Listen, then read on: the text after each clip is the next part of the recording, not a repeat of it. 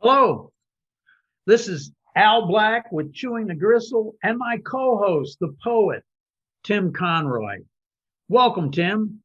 Hey, brother Al, how you doing today? Good. It's snowy up here in Indiana. I'm hoping to get back to South Carolina soon. I want to welcome the actually award-winning Dean of Poets in Washington, D.C., Ethelbert Miller. Welcome. Oh, thanks for the invitation. Ethelbert Miller is a writer and literary activist.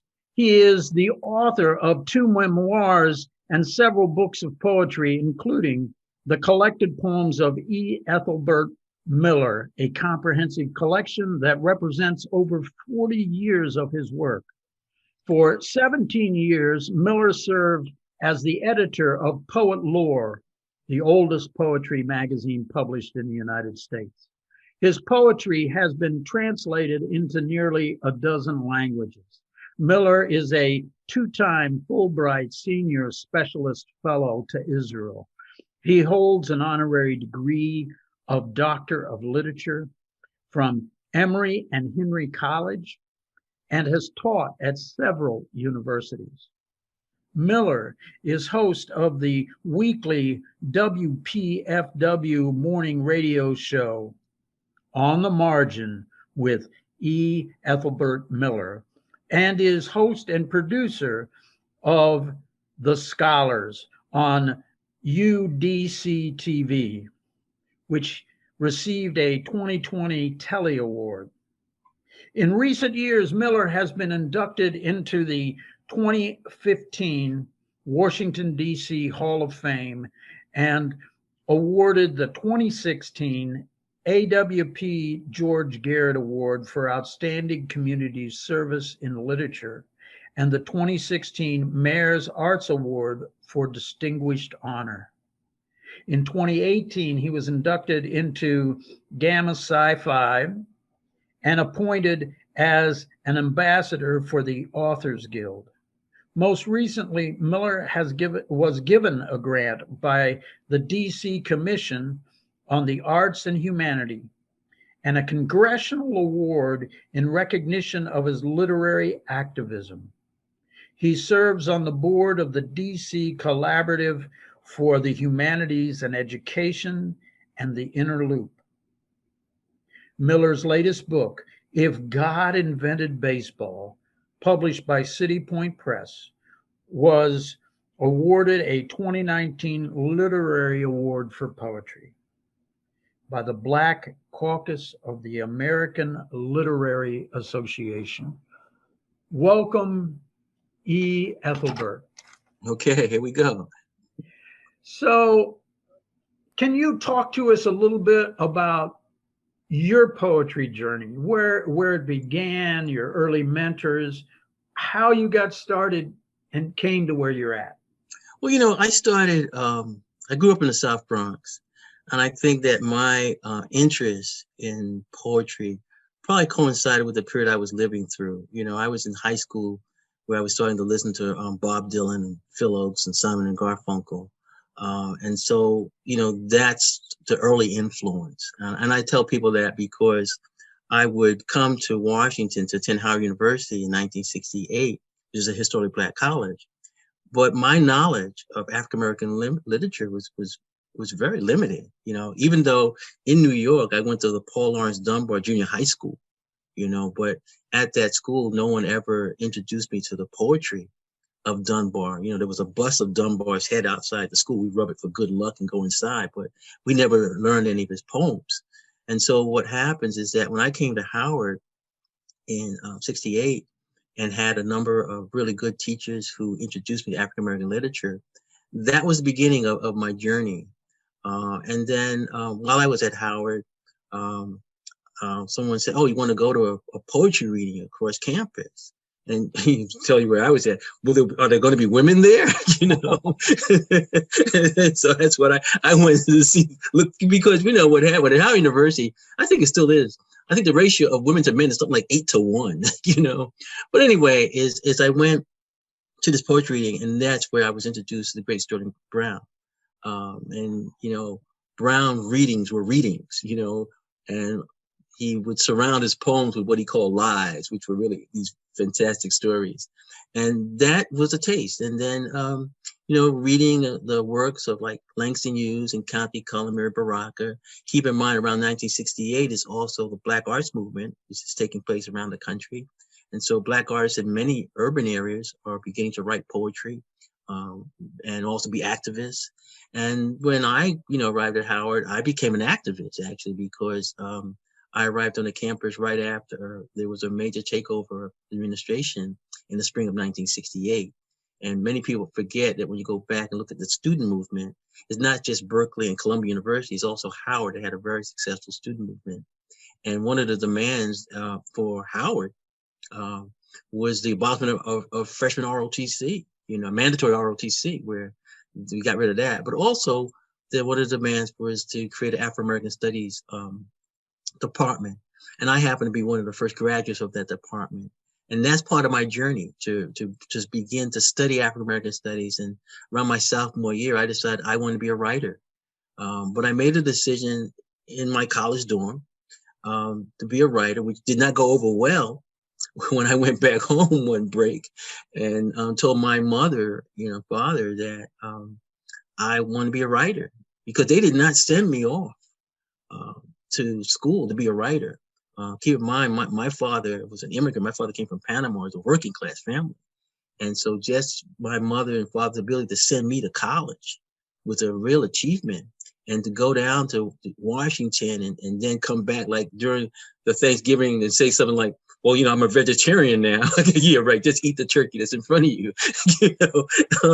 And what happens is that they'll also say, I want to be a writer. I remember my sister saying, well, if you want to do that, you can do that in the living room. And so you struggle. And I say this for any young people who want to be writers or even dancers, anything in the arts. Many times you have to believe in yourself. And if you don't come from a household where maybe there's a crazy aunt or dean or who's a dancer or something like that, you're going against the tide of your family. What happens is that you're breaking out, and what happens, it's going to be a lot of pressure for you to succeed. And if, for example, the first years you try to pursue this path, you have problems, then will put some doubts in your mind. And so the undertaking, and it hasn't changed, that when you say that you want to be an artist and that's what you're committed to, you have to prepare yourself for questions like how are you going to make a living, things of that sort. And keep in mind, this is where genre comes in. Are you going to pay your rent with a few poems? I mean, if you're not writing a play or do some screenwriting, it's going to be difficult.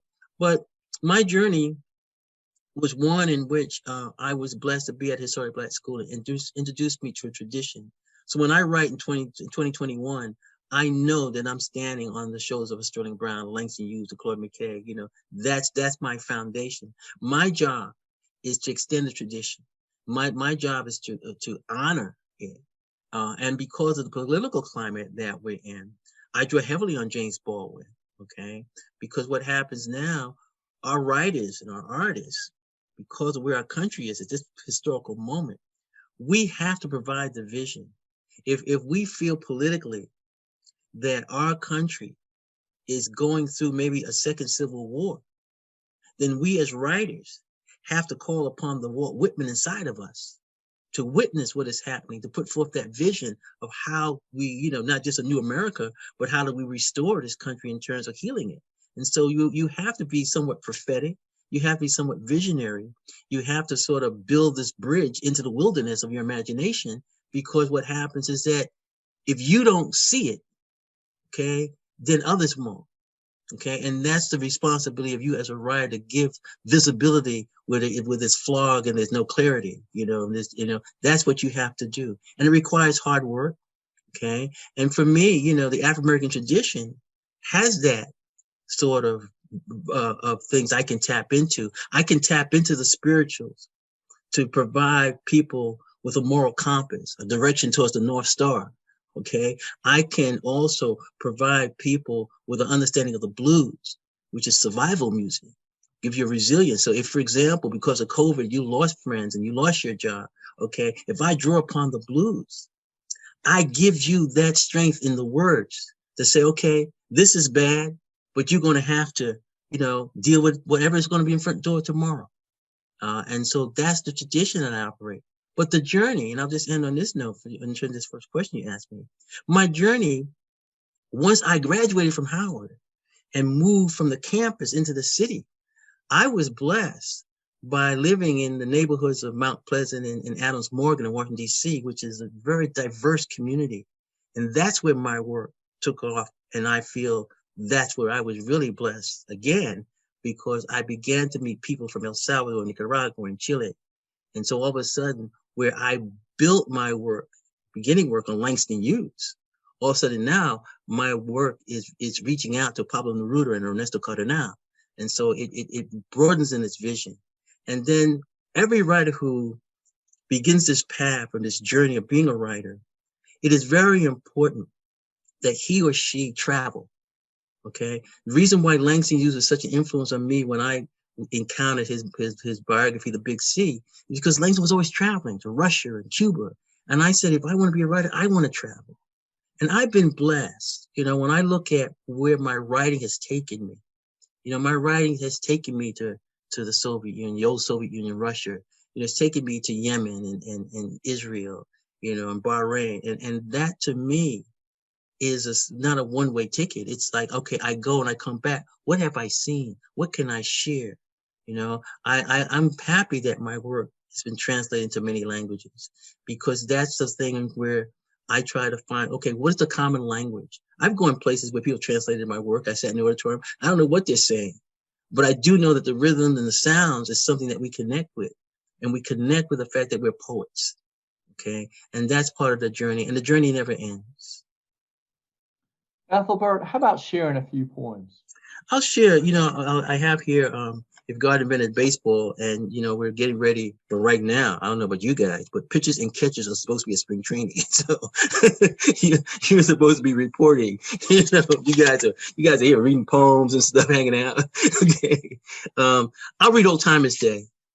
And then I'll comment on how poetry, can be shared and how it takes on meaning. Old Timers Day. The workers arrived today, bringing tools to change my home place. My place one day will no longer be safe. This is what aging does to the body when things fail and the walls of youth become Berlin after the Cold War. Old age is coldness. Bones reduced to everything that is fragile. How we break is how we suffer. It's how we die. It's how we dream backwards. The workers install railings and handlebars to prevent my falling, as if falling in love was still possible. I loved the Yankees when I was young, when I thought I would be a pitcher. Yes, I wanted my name to be called on Old Timers Day after all my mistakes and errors.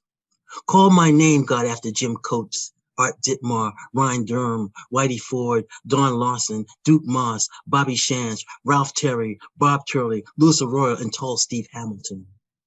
Call my name, God, when I walk slowly from the dugout to wave at the crowd, tip my hat, and call it a day. And let me tell you something about poetry. I'm a literary activist, and so I go into prisons. I go into senior citizen homes. I gave this book to a friend of mine who was doing prison work, and she shared it with her father.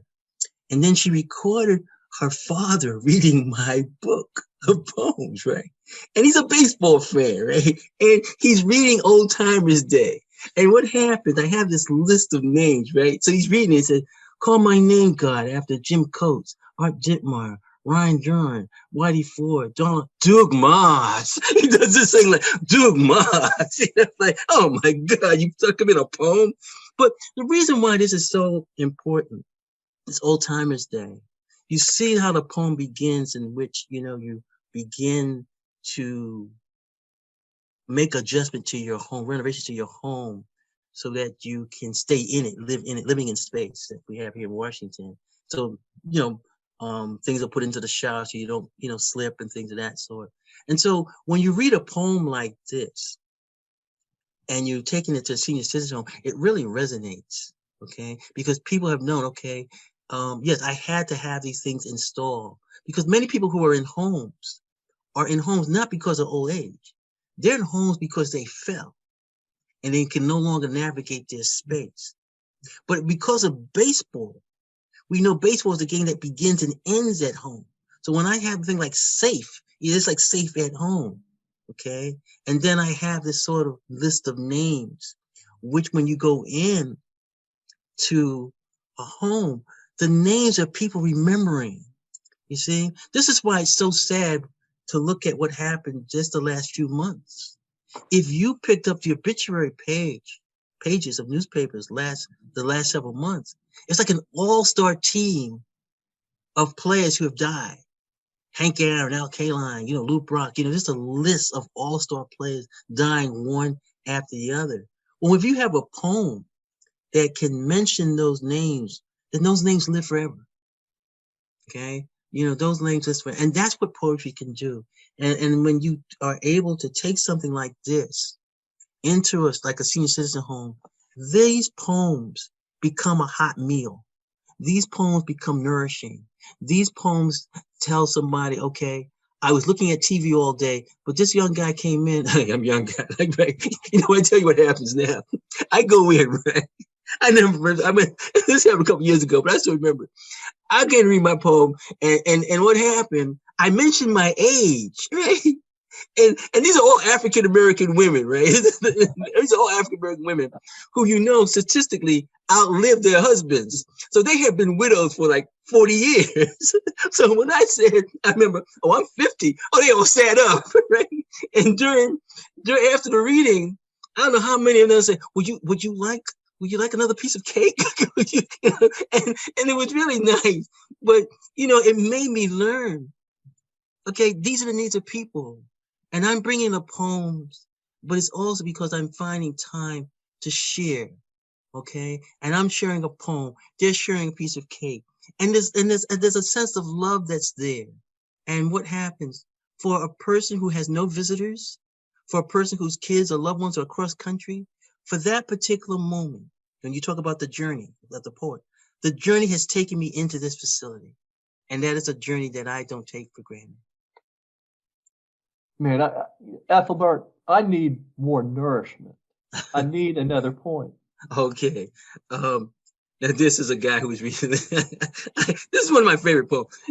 And I actually sent this to the Giants. This is about Barry Bonds, and it gets into the whole thing. Like this year, they didn't elect anybody to the Hall of Fame. Well, for like the last 8 or 9 years, I was asking myself, how are these guys getting into the Hall of Fame with these 260 batting averages? I mean, I guys who were like, they were good, but if back in the old days, I would trade their baseball card for some marbles. I mean, these guys in the Hall of Fame. So there's a line in there I'll get back that's in this poem, but this is Barry Bonds. Only Shakespeare could write my biography. My swing was pure Picasso. Surreal to the average player and fan. Forget the babe. My name is Bonds, Barry Bonds. I was blessed by the gods, and my godfather is Willie Mays. Yes, I played for the Giants and was once a pirate. Folks try to place a patch over my records, but it only makes them blind to beauty. Every rumor comes with steroids and becomes large with every lie.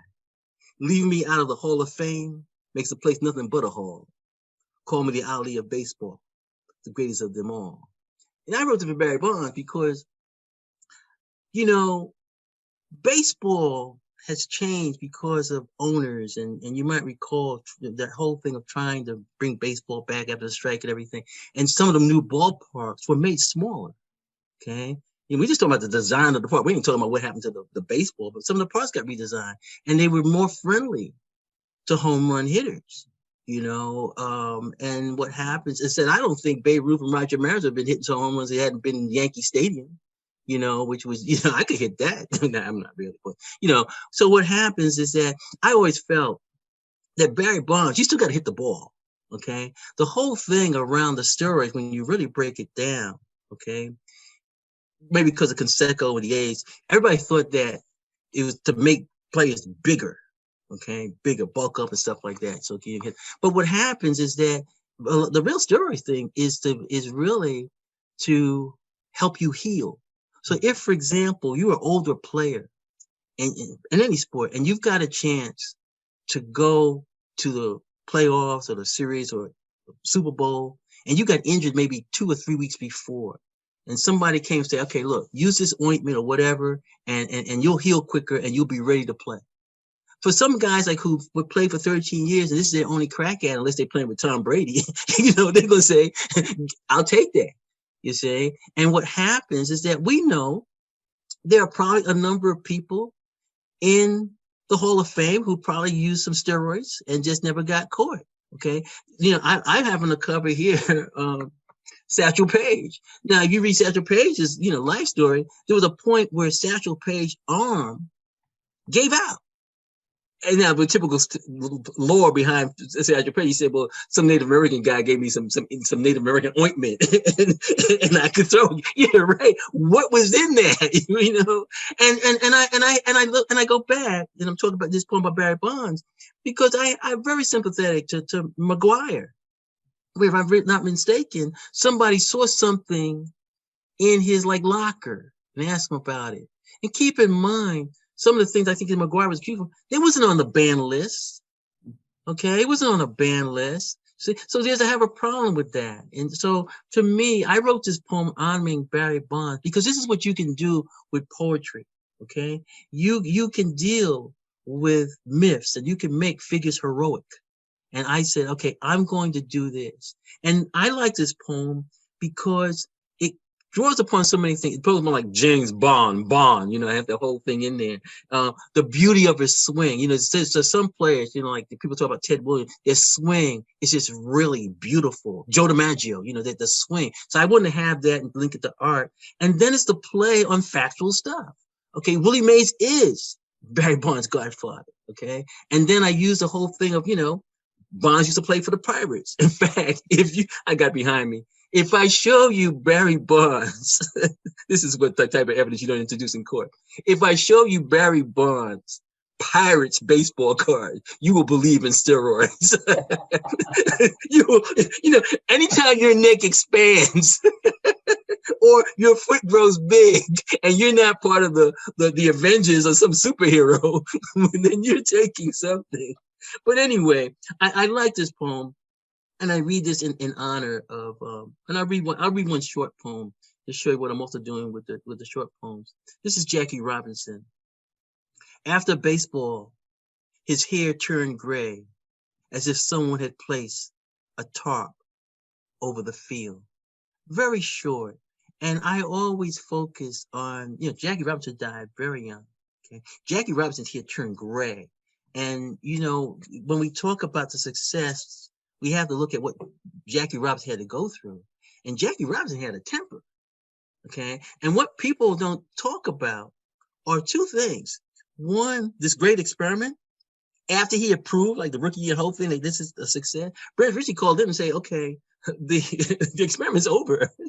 And from that moment on, Jackie Robinson got in a lot of fights. He got in fights with his own teammates. Okay, so when you look at some of the other people on the like Roy Campanella, Jackie Robinson fighting with Roy Campanella. That was it. But the thing I look at in terms of how I look at literature and baseball and the bigger issues, it's the 1950s. If someone was to say, okay, how do you measure the beginning, like the civil rights movement really taking on? And somebody will say, oh, Brown versus Board Education. Okay, Emmett Till's death. But then it's that game in the 1950s, middle 50s, where Jackie Robinson is on third base. And the Dodgers are down like a couple of runs. Okay, he's on third base. But he said, once again, we get here and we're the bums. We're always losing. And all of a sudden he said, I'm tired of losing. He says this in his memoir, I Never Had It Made. He described, he's on third base. He said, I'm got tired. He just had to do something just to change the whole narrative, actually. And he decides he's going to steal home. And of course, Yogi Berra says, Yogi Berra still says he's out. But what happened in his memoir, he says something which is very profound. He said, And I didn't care if I was safe or out. You know, that's a very profound statement. He just said, I got tired. And what happened, he got tired of waiting. Okay. Now, what am I leading up to? There's a book that people don't read a lot. It's the Letters and Correspondence of Jackie Robinson. And it's a correspondence between Jackie Robinson and President Dwight Eisenhower. And Dwight Eisenhower invited a number of leaders, Black leaders, to the White House. And he makes talking, blah, blah, blah. And he was basically telling everybody, well, to go slow, you know, to wait, and this and that. And Jackie Robinson took offense at that and wrote him a letter, I'm tired of waiting, which gets back to him stealing the wage, right? And then what happened, Eisenhower wrote him a letter, you know, said, well, you're Jackie Robinson. And Jackie Robinson wrote back to Eisenhower and said, it ain't about me. You see? And that was this whole thing with Jackie Robinson, just never saw himself as an individual. He knew collectively what he represented. You see? And so, you know, that's this short poem with the top has a lot to do with what he went through, you know, and it's almost like saying, when I make reference to it, it's almost as how after a person died, you put something over them, okay, that covering, okay, and it's a covering for protection. It's a covering to really protect the legacy of Jackie Robinson, which goes beyond baseball. Hey, Ethelbert, can you talk a little bit about your writing practice, whether you're a morning writer, whether you write with pencil and paper, whether you read poetry before you write? First of all, I write very fast, you know, I write very fast. I never ponder about, you know, what I'm going to write. I'm always writing in terms of, you know, when I look back, I'm probably one of the early like African-American bloggers. So I was always blogging, you know, I'm always writing on Facebook now. I try to make sure that my portfolio is diverse. So for example, even though I'm sharing poetry with you today, I think over the last several years, people pretty much know me for memoir, you know, creative nonfiction, because that's what I've been teaching. I haven't really taught poetry since the days of 1990s when I was teaching at Bennington, you know, writing seminars. But what happens is that I write very fast. I don't really rewrite until I'm sending something out. Now, in terms of process, which is the one that has been operating since 2015, I'm blessed to have Kirsten Porter as my literary assistant. And what happens, every time I write a poem, it immediately goes in to Kirsten's computer. You know, she edited my collected poems. And if you pick up that book, you'll notice that there are 14 sections in that collection. Kirsten and I came up with section 15, which is her computer. Everything that I've been writing after is she has. She revised the poems. Many times she'll take suggestions. We were just talking about this yesterday, and she was trying to snatch off like a stanza from my work. I had to fight back for that. But it's when I send things out that I'll start doing a revision. And now what happens, I have another person, you know, doing revisions with me. So that's very helpful. I tell people if you're starting out, you have to write. Okay. And one of the things that I would encourage young writers to do is to not only write, but to review books. You know, if you look at even someone like James Baldwin, which we hold up, Baldwin really started out as a book reviewer, you know, for magazines, you know, before he was writing a novel. And what happened, once you start reviewing books, whether it's, you know, novels or poetry, that's another form of reading critically. That's another way of strengthening your literary muscles. And so what happens, that's something I would encourage. And then you want to read outside your comfort level. Like, for example, when I'm teaching memoir workshops, I try to get people to read a memoir about somebody from a different culture that you would never expect. You know, so if I'm out in Utah, I'm telling people, okay, here's a great book by a gay writer. You know, I'm challenging them to be outside.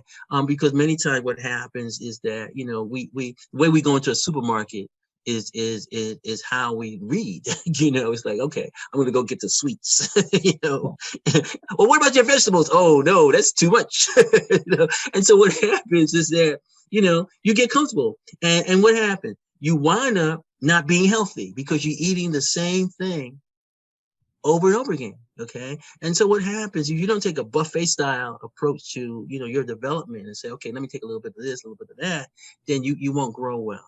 Okay. And then you have to make sure that you exercise, that you strengthen your mind, that you challenge yourself. And I was talking to someone, I was mentioning something that I never forgot.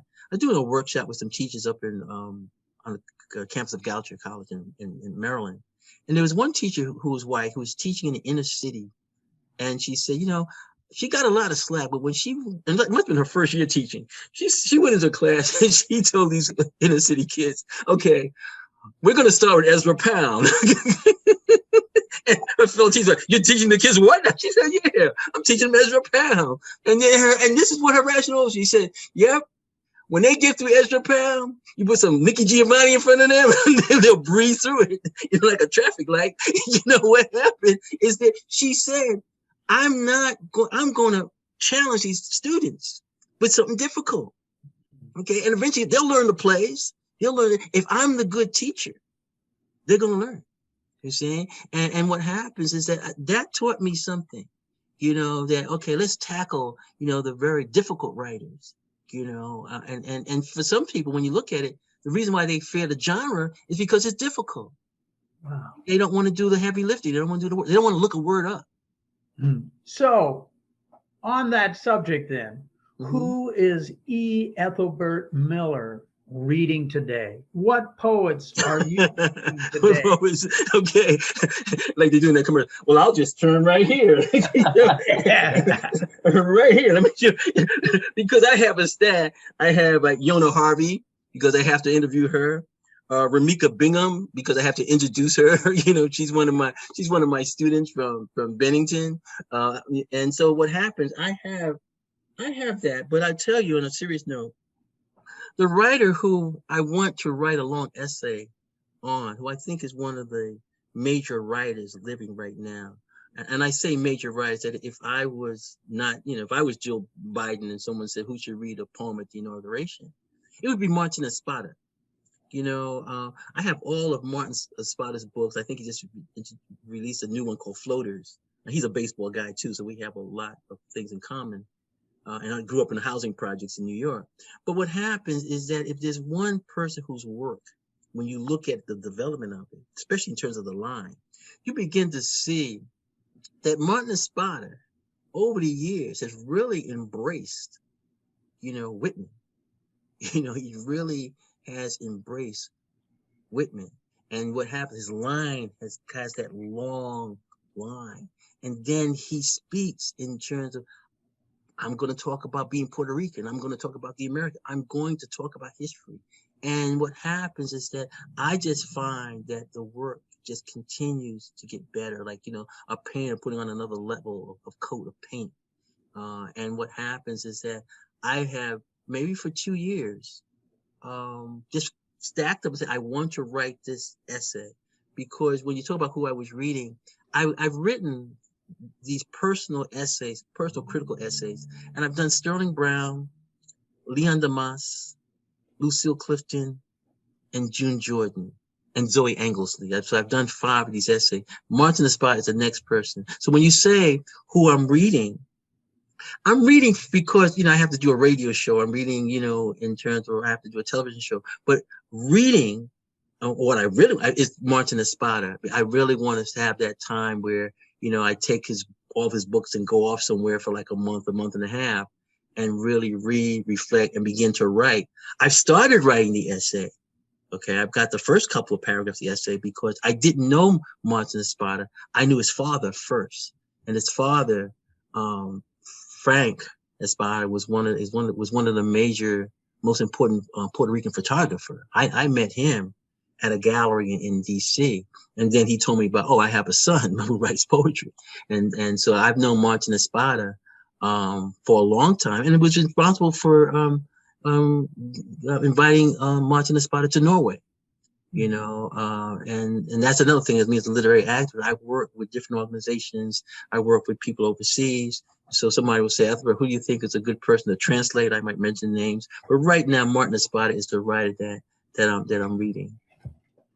Could you read us a couple more poems? Okay, I'll read. Like you know that back in that classic video of the Motown reunion after the Jackson 5 performed, then Michael Jackson said, "Now I'm gonna read the new stuff." You know, and you know, I mentioned the thing about Jackie Robinson. So I'll read a short poem. May 28th, 1957. Brooklyn broke down when the bums left. Hearts died in Flatbush. Ebbets Field silent. When I mentioned Duke to a fool in Harlem, he thought I was talking about Ellington. This is a short poem, but that May 28th, 1957 is when the Ebbets Field Dodgers left, And so you see what I try to do in my book is document, baseball history. This is about growing up. And I like some of the poems that's in God Invented Baseball as well as in this new book. When your wife has Tommy John surgery and other baseball stories, which is coming out this year. Some of the poems I've written have been about what baseball means to our childhood. So this is called Roberto. Some kids in the projects didn't have gloves. They caught better barehanded, or so they wanted us to believe. Roberto's mother got him Converse sneakers, but they had no star in the logo. He cried until we left him alone. It was all his mother could afford. We didn't notice because we were children and had no kids of our own. We had gloves, cheap gloves, gloves with no pockets, no matter how much we kept punching into the center of them. The gloves had missing pockets, like our missing fathers who punched our mothers and swung bats at our heads. Our fathers were gone, and we outgrew their absence. Our hands became too large for small gloves. Many were lost or stolen. One winter, we threw and caught snowballs with stiff fingers. Roberto once got me good and kept laughing, saying he was Clemente. That was the year after he discovered he was Puerto Rican and Spanish had yet to melt in his mouth. And I'll read you an early one to show you how these short poems are filled with a certain degree of texture and depth. This is called Shortstop. People look at you and can't determine your race. You find yourself between second and third. Oh, how beautiful you are, flipping in the air like Ozzie Smith. Now, this is a poem that if you are an elementary school teacher and you see, maybe you have a very diverse class and you have a child that's of mixed race or mixed ancestry, okay? This poem works. The shortstop is in between second and third, see? And what happens is that, so that's just how the game is structured. So this is who you are. But then when you look at people who played shortstop, you knew that Ozzie was the first guy out and he does this little flip, right? And it's a celebration. I mean, he's like known for that. I mean, he was an acrobatic, but he would come out, he would be the first guy out and he would do this flip. So what do I do? Especially now with how we can teach, you would go to YouTube and you would show that flip is not just a posture. That flip is shows the joy of the game. I'm getting ready to play the game I love, and I'm excited. You see, and so he does this whole thing, and he's the first person out. See, so everybody's eyes are on that. And so what happened? Where a kid might be in this classroom, afraid of who he or she is, this sort of self-hatred, how one can be teased about their ancestry. It's celebratory in this poem. Right? It's celebratory in this poem. And so what happens? I look at how a poem, not just how I write it, I'm concerned how it might be taught. No, I love that, Ethelbert. That's beautiful. So many of your poems are layered with giving homage to the influences of your life. Your baseball poems often have references of blues and just your other poems with the literary artists that have influenced you. Can you talk about that a little bit, about how intentional you are about adding that? I've been blessed, and this goes back to your first question about my journey. I've been blessed, by, the Sterling Browns, the June Jordans. I can list so many people that influenced me in terms of their work, their nurturing me as a young writer. But then there's the writers, that you just like to, this how they look, right? And I remember I was 23, 24, I'm a young writer. And we formed at Howard University this organization called Institute for Arts and Humanities, and it brought together all these leading professors and whatever, on the campus, and it dealt with the arts and humanities. And so the first meeting of like the advisory committee made up of all these folks was in the president's office, in terms of at Howard. And what happened is they did the introductions. And they went around the table, like 16, 17 people. I'm Dr. So-and-so, blah, blah, blah, blah. I'm Dr. So-and-so, blah, blah, blah. And then it came to Léon Dumas, one of the fathers of Negritude. And he had his legs crossed, like, he was in Paris. And he just said, Dumas. And I fell in love with him immediately. It's like, this guy needed no title. He didn't need no department. He needed no tenure. He was Dumas, I mean, the only thing that comes close to that recently was like maybe like 2 years ago was Kevin Durant, who's on, and he had this guy that said, you know who I am? Okay, I'm Kevin Durant. It's a certain thing where if you're going to be a poet, okay, and this is why I tell people I'm a shirt and tie poet. Okay, I'm not spoken word. I'm a shirt and tie guy, right? Because what happens is that I want you to look at me and say, yeah, he got line breaks. He got a tie. I mean, it's a silly thing like that, See, Al has a hat. Okay, for me, I brought back the purple. I want to look like less. People talking about we concerned about who the president is. No, the president's Lester Young. I want to be the press. So you can have Trump and Biden, but I'm the press. And what happened? You have a look.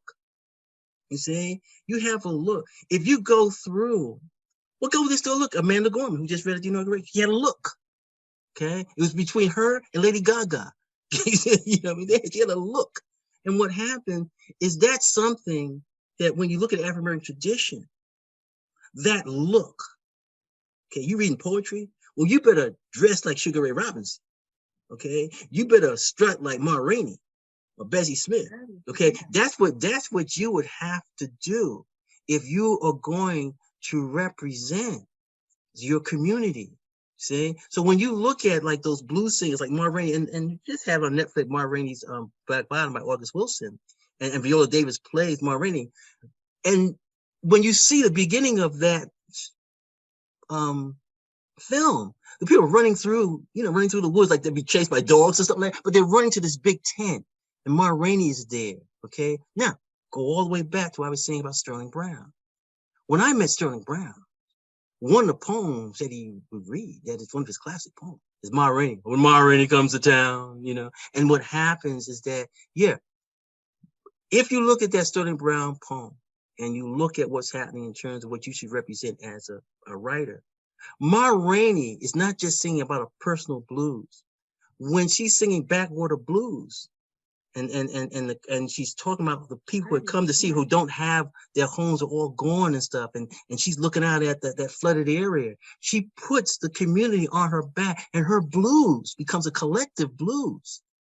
So if you are a writer, and you're not going to be in the tradition of jazz musicians who somebody would say, okay, we dress this way because we respect the music.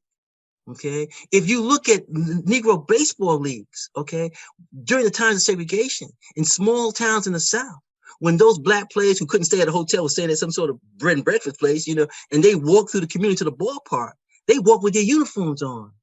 And so one young kid said, well, I want to be a baseball player. Look at it, man. Look at them. It's just saying like the black soldiers who came back from World War I with their uniforms. That's the beginning of the new Negro. That's the beginning of the Renaissance. Okay, because what happened? People saw that look that said, just like I was saying about Dumas. Yeah, you a black soldier from Mississippi. Now you seen Paris. You come back in a uniform in a smoke. It's a breath of the cool. And this is what happens when you're a writer. Your work, your look, or your brand now has to say something that upholds a certain tradition. Ethelbert, we're near the end. Mm-hmm. So I'm going to ask you to tell our listeners how people can get hold of your books. What's the best way? People can steal my book out of those bookstores. Just joking. The Abby Hop and steal this book. No, what happens, it's a difficult thing for me to say this because Me and my friends at one time ran an independent bookstore, and I'm a strong supporter of independent bookstores. But what happens sometimes, especially because of the pandemic, it is easy to get something from Amazon. And so, my books are available that way. But what happened, I'll do this. People can write to me through my email address, emailer698@aol.com, emailer698@aol.com. And what happens, I've been doing that in terms of like, sending books to people, sort of like Stephen King, cut out the middleman, but what happens is that, I'm really accessible. And I think about writers, who really have to be dependent on Amazon, because what happens, they don't have the distribution. And many times that's a quick place that you can go, and especially if you're in a rural area, and especially in the area right now. There's a pandemic that has that small independent books that you want to go to is not there anymore, and so it's sad. But in that space, is Walmart and Amazon and everything else that's large. And so one of the things also I would say this: for anybody who wants to be a writer, he or she also has to be responsible and the support of being part of the literary community. So you have to be supportive of libraries and bookstores. You have to work hand in hand with librarians and teachers. That's your community, okay? And then you have to go into prisons and senior citizen homes and hospitals, okay? And you also have to realize that because you can read and write, remember Frederick Douglass, okay? There is still a serious issue of literacy within our community. Okay. And some of this, for example, I was just down last year, I was down at the border, La Cruces. And what happens is that all of a sudden, if you wanted to deal with the migrants and you want to be concerned, you are encountering people who don't speak English and don't speak Spanish. They speak the indigenous language. They may be from Guatemala. And so all of a sudden you realize, okay, the importance of trying to find this common language. And this gets back to poetry. Even though I may not understand it, the poem has a hand, and it can reach out and grab your hand. And once those hands come together, that's the translation. Okay, that's the translation. You just have to make sure your hand is there. But that's the thing that I always say. Don't assume that everybody can read and write.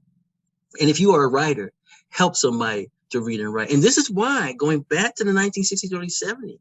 African-American women, we talk about Kamala Harris, she's vice president. But if you go back in the late 60s, early 70s, Black women did something very important, especially Black women who were poets, like Lucille Clifton, June Jordan, and Nikki Giovanni. They realized that when they went to the store, they didn't see the books for their kids. And many of them were mothers. And they decided, okay, I'm going to write the books for my child. Okay. So even though, and I was just telling people that, we honor Lucille Clifton. We elevate Lucille Clifton like she's St. Lucille, But I said, that's nice, but nobody has ever talked about the fact that Lucille Clifton wrote a lot of many children's books, and she needs to be looked at that. Mary Evans, June Jordan, they wrote children's books because it was a need. Now, the challenge for new writers is to say, what is the need now? And I'll end on this note because what I'm doing, I've mentioned a couple of times, prison, people incarcerated. What I do, sort of like the Rosenwall, I give out what's called e-boxes, okay? And e-box is based on books from my personal collection that I give to people that I know, because these are my books, these are my children. I'm not just give books away, And what happens is if it's the writer that I've known for like 2 or 3 years, I will make sure that I put together maybe like 100 books that I feel will be helpful for them.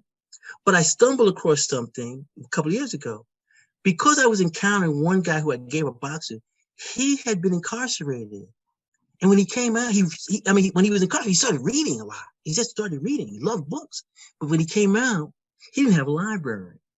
So I realized that there are individuals who, if I give them a box of books, it will change their life. And let me just throw out, since we mentioned names, there are 2 individuals who are prominent now, who I feel whenever they mention me as an influence, I'm always humble and I realize I have to continue doing the work because I helped them when they were incarcerated. One is Randall Horton, who is the reason why I have a collected poems. Okay, the collected poems. Okay, the Queerest Press, who put out the collected poems. what happened? Randall Horton asked me, I think, for a blurb. He said, "Oh, by the way, I got this press. Do you have anything? You know, like, man, I owe you, man. You know, like I picked up an article about you when I was in jail, and you wrote me. You know, so and what happened? He's the one who said, hey, look, man, whatever you want to do. So I said, well, collected poems, and so that's how that came. And then the other person who's very prominent now is Dwayne Betts, and you know, you introduced me as editor of Poet Lore, and I edited that journal for many years with Jody Bowles. And Jody Bowles and I published on Dwayne Betts when he was in prison, you know, and he tells a story about how when he got that accepted, he ran around prison like, hey, look, I'm published. And you'll realize how meaningful that is for guys who are incarcerated. Like, okay, yeah, I see you writing in your cell. But now what happens is that, you know, you're getting something published, you know, this is going to be something that, you know, is a foundation. So when you step out of jail, you can step on that. And the story of Dwayne Betts, if that's not a movie, how this brother goes from being in prison to being graduating from Yale, you know, I mean, I don't know whatever is American success story. And it's still committed in terms of helping people who are incarcerated. So I end on those sort of notes because those are notes that, you know, for me, give me encouragement and motivation to continue doing the work. Do you have a couple short poems you'll end this with? Yeah, you know what? I'll end with how if God invented baseball, because what happens is, you know, I talked about childhood, but then the book takes on a sort of spiritual tone at the end. So I'll read the last two poems in the book, Seasons and also the Zen of Baseball. Seasons. Spring training again. Young players replace the old. The game is too short. The Zen of Baseball. Maybe we should play baseball by the lake. The motion of water as still as a pitcher waiting for a sign. The surrounding trees standing like coaches and managers. Who wouldn't want to walk across the lake into immortality? Wow.